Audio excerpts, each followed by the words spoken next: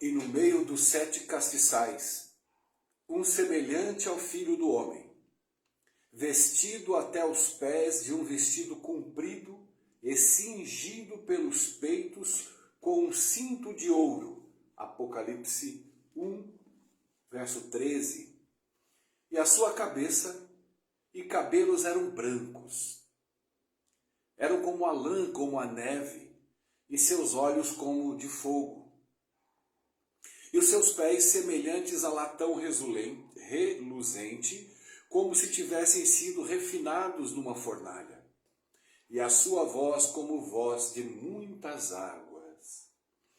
E ele tinha na sua destra 7 estrelas, e da sua boca saía uma aguda espada de 2 gumes. E o seu rosto era como o sol, quando na sua força resplandece. E eu, quando vi, caí aos seus pés como morto. E ele pôs sobre mim a sua destra, dizendo-me: não temas, eu sou o primeiro e o último. E o que vivo e fui morto, mas eis aqui estou vivo para todo o sempre. Amém. E tenho as chaves da morte e do inferno. Escreve as coisas que tens visto, e as que são, e as que depois hão de acontecer. Amém. Eu me lembro que todas as vezes que eu perguntava nas igrejas o que ilumina a terra, a igreja unânime gritava: o sol. Eu reforçava: o que ilumina a terra? A igreja: o sol. E eu dizia: não é o sol. João diz que Deus disse, quando criou a terra: haja luz. E houve luz. O sol foi criado no 4º dia para governar a terra. A palavra de Deus é que ilumina a terra. As verdades, a vontade de Deus e o seu Filho Jesus, o Cristo. Por quê? Porque em toda a Bíblia é centralizada no nosso Salvador. A Bíblia não é centralizada nem em igreja, nem em estudos bíblicos, nem em leitura anual da Bíblia. Ela é centralizada em cada palavra, cada mensagem, cada texto, cada desejo é no Filho do Homem. E aqui, João diz que ele olhou no meio do castiçal e viu como Filho do Homem. Estava no meio, no centro. E hoje os judeus, até hoje os judeus usam o castiçal com 7 pontas. E se você perceber, se você notar, você vai ver que o castiçal, ele tem a luz no centro e mais 3 hastes com luz na direita e na esquerda. Eu estava analisando agora uma foto. Você vai perceber que as 3 de cada lado, a luz que ilumina a velhinha que sai, ela cai e aponta para o centro, as 6. E a do centro ilumina para o céu. Há uma referência de um castiçal que foi feito por um artesão, que a Bíblia diz que ele estava cheio do Espírito Santo e que era de ouro maciço. E além de ouro maciço, ele não foi trabalhado, ele foi em uníssono socado para se tornar aquele castiçal, representando Cristo sendo moído. E no castiçal estava a luz central. Nada ilumina. Tudo se revela em Jesus Cristo. Tanto é que no lugar santo onde esse castiçal tinha, não havia luz em nada, a não ser esse objeto, esse trabalho de Deus, para iluminar o ambiente divino, centralizado em Jesus Cristo. 7 lâmpadas, 6 curvadas para Jesus, 6 curvadas para o centro, e a luz central é maior e ela é induzida na direção do céu. Assim são as coisas de Deus. Não adianta você vir com doutrinações, não adianta você querer dizer, não, mas tudo é importante. Não, nada é importante. Só Jesus é importante. E isso irrita os doutrineiros. Irrita. Como eles ficavam irritados na época de Cristo e na época de Paulo. E em todas as épocas. Em 1888, quando os 2 pastores foram na Convenção Mundial e pregaram a justificação pela fé, eles foram banidos praticamente da igreja junto com Ellen White. Porque Ellen White falou, ouça o que eles dizem, porque vem de Deus. Mas ninguém aceitava que todos eram pecadores e que ninguém guardava lei alguma, ninguém guardava mandamento nenhum e que todos dependiam da fé no Filho do Homem. É interessante que a pregação que eu faço há 34 anos é tentar de alguma forma trazer para o seio da igreja, para o centro da igreja, para o meio da igreja, Jesus Cristo.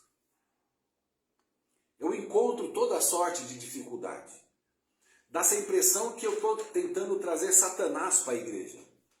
Dá-se a impressão que todas as minhas pregações, os meus vídeos são satânicos, porque eu estou pregando a Jesus.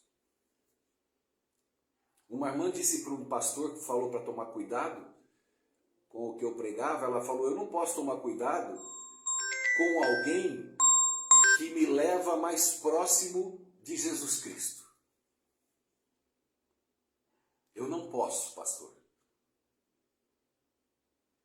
Enquanto muitos brigam para levá-los às doutrinas, enquanto muitos lutam para fazer você ser uma pessoa doída, sentimentalista, infantilizada, curvada aos ditames comportamentais, sofrida, vivendo na sofrência. Por quê? Porque elas são ensinadas que só na sofrência é que Deus vai se agradar, porque você odeia o pecado. E como você odeia o pecado, quando você peca, você sofre, dói. E Deus nunca te ensinou a sofrer pelo pecado. Deus sempre te ensinou que há um Salvador que perdoa os teus pecados. Ah, Sherry, mas então você prega para eu continuar pecando? Então fala com Jesus, porque ele perdoou todos os pecadores. Os cobradores de impostos, as prostitutas, tudo que não prestava, Jesus perdoava. E será que Jesus perdoava todos para que eles continuassem a pecar? Não, por quê? Porque Jesus sabia que eles continuariam a pecar. Jesus estava dizendo, me coloque no centro da tua alma, me coloque no centro da tua vida, se liberte dos fariseus, se liberte das igrejas, se liberte das doutrinas e entra de cabeça nos meus ensinamentos, no meu evangelho. Me colocando no centro do teu coração. Como eu faço isso, Sherry? Saio da igreja, não estudo mais a Bíblia? É uma pergunta meio imbecil, mas você pode estar perguntando no teu coração. Mas todos que têm a Jesus no coração, frequenta a igreja na qual Jesus é o cabeça. Ele só não é mais o centro. Porque o centro virou vendas de shopping center. O centro virou vendas de muletas doutrinárias. O amor se esfriou. Laodiceia apareceu e está existente e latente na vida das pessoas. Por quê? Porque tiraram Jesus Cristo do seio e do centro da nossa comunidade.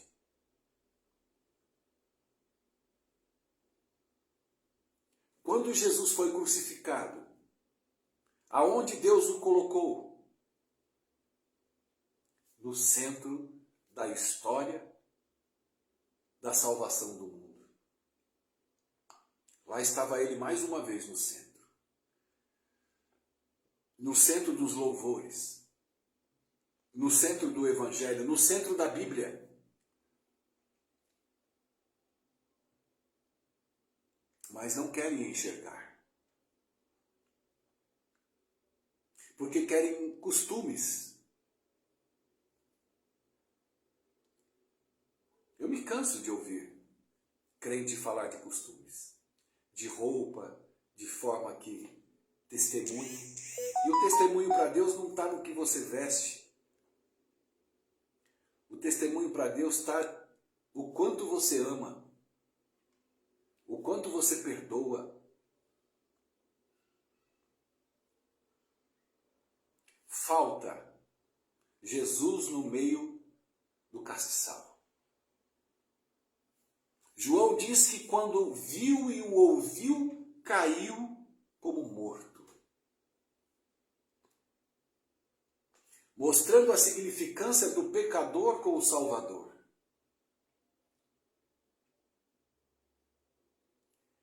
E o amor e Cristo estava tão arraigado no centro do coração que Jesus disse, não temais. Prega. Escreva.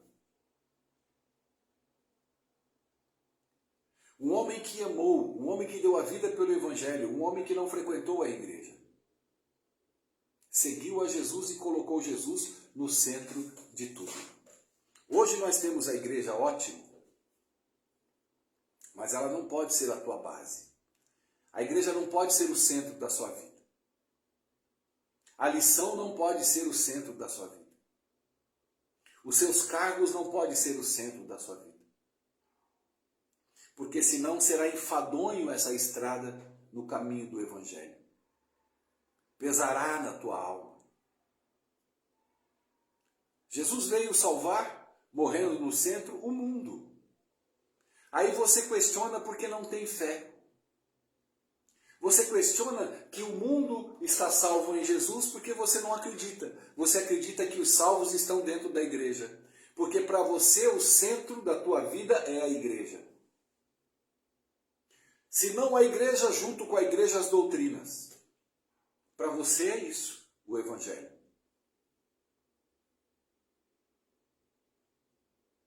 E você se torna cínico ou cínica, achando que está tudo bem, mas você mesmo sabe que não está.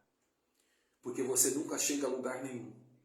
Porque não deixou Jesus ser o centro da sua vida. É tão simples. É tão agradável. Enquanto você se martiriza para Deus olhar a tua dor, porque você pecou, e você agora vai jejuar, e agora você teve tesão, e aquele tesão é preocupante porque é pecado, aí você vai orar para não ter tesão, e o tesão multiplica 10 vezes, porque quanto mais você ora para deixar de ter tesão, mais tesão você tem. Porque a vida é assim. Os hormônios são assim. Você joga dentro da sua psique e transfere para a oração aquilo que você mais tem de desejos, seja ele qual for. Você não é apaziguado pela graça e pela paz do Espírito Santo. Ah, mas o Espírito Santo mostra o seu pecado. Mentira. Mentira. O Espírito Santo mostra Jesus, o teu Salvador. Quem te mostra o pecado é o diabo. Ele é o acusador dos nossos irmãos. E todas as vezes que você olhar que pecou, tenha certeza que não foi Jesus. Ah, mas Jesus mostra o pecado, o juízo e a justiça. Eu já preguei sobre isso. O pecado que ele me mostra não é o pecado que eu cometo. O pecado que ele me mostra é o pecador que eu sou. Para que eu caia como morto, porque aquele que não morre não vive. A semente que não morrer não dará frutos. E se nós não morrermos em Cristo, e Cristo ser o centro da nossa vida, da nossa alma, da nossa psique, nós estaremos vivos. E ele disse, vocês pecam porque dizem que enxergam. Mas vocês têm ouvidos e não ouvem. Têm olhos, mas não veem. Porque optou por doutrinas, optou por igrejas, optou por estudos bíblicos e optou por conhecimento. Porém, não tem a paz que somente Jesus pode dar. Para muitos, quando você está muito alegrinho, alegrinha, muito feliz no sábado, principalmente, você está transgredindo tudo. Você não pode ser feliz. Você tem que ser igual eu, eles dizem. Sofrer, se ferrar, não pensar, não olhar. Meter a cara na Bíblia o dia inteiro. Rasgar os joelhos em oração. Como se isso agradasse a Deus. Quer agradar a Deus? Coloque Cristo no centro do seu coração. Morra. Deixa Cristo viver em você. E caminhe com Ele ao longo do seu dia a dia. Faça do sábado realmente um sábado feliz, um sábado de alegria, um sábado sem julgo. Meu Deus, o que eu tenho que fazer, para quem eu tenho que pregar, aonde que eu tenho que visitar. Fica tudo neurótico, todo mundo maluco, todo mundo sem rumo, todo mundo sem Jesus, todo mundo com usos e costumes à flor da pele, buscando afazeres para que Deus os olhe e os aceite em aplausos.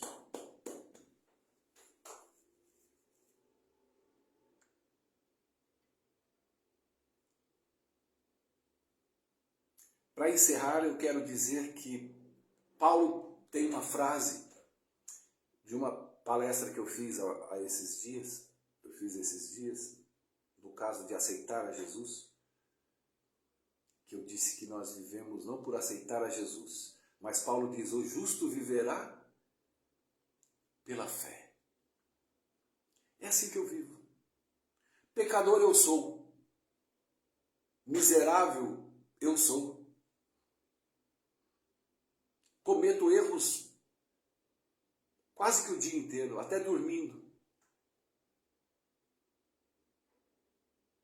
Mas eu sei em quem eu tenho crido.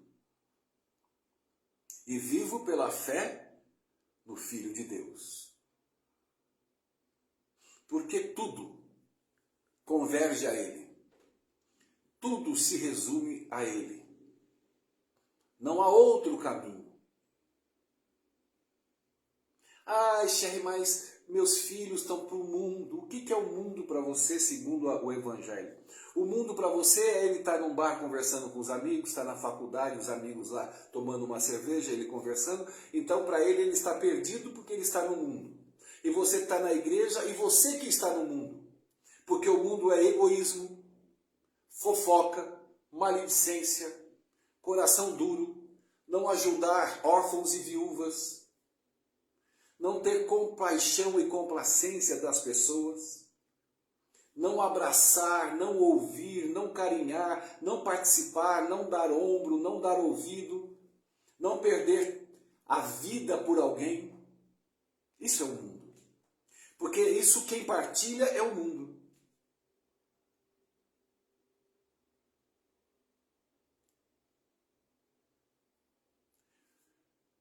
Os finais dos tempos e o Espírito Santo já está derramado já há um bom tempo na terra, mas estão cegos, estão felizes nas suas igrejas, estão exultados pelo conhecimento das doutrinas, estão excitados com os seus cargos e as suas ladainhas dentro da igreja. Porém, não enxergaram que a chuva está caindo. A chuva temporã está caindo. está tão provado por causa da falta de afeto, por causa da falta de amor que está ocorrendo no mundo e nas igrejas.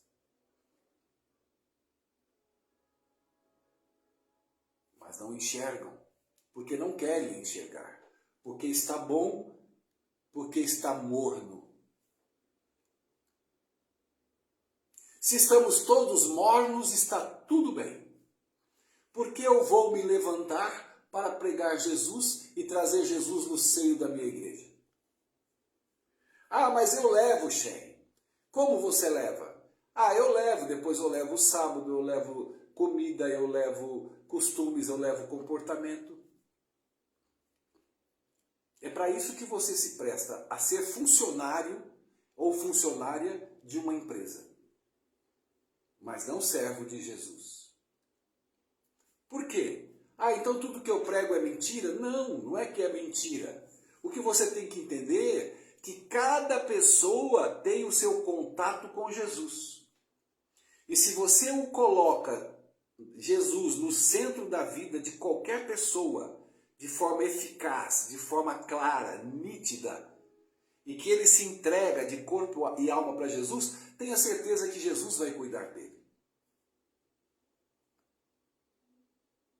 Um dia eu contei aqui, eu vou repetir. Há pouco tempo, um líder de uma igreja, quando eu terminei de pregar, ele falou, já entendi, legal. Mas se eu ver um mendigo na rua e levar comida para ele, é claro que eu tenho que levar Jesus para ele. Essa é a cabeça do crente. Eu falei, por que você tem que levar Jesus para ele? Não entendi.